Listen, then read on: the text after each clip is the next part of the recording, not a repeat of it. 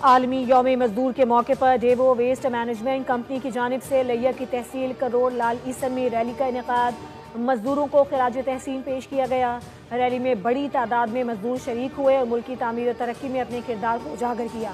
सुथरा पंजाब और Daewoo waste management company के ज़ेर एहतमाम मेलसी में भी रैली निकाली गई। वर्कर्स ने केक भी काटा।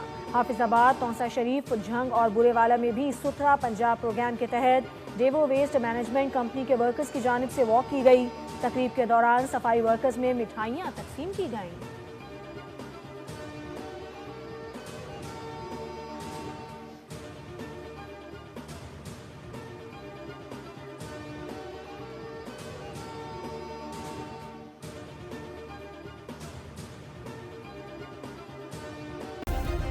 सब्सक्राइब करें और बेल दबाएं ताकि कोई खबर रह न जाए।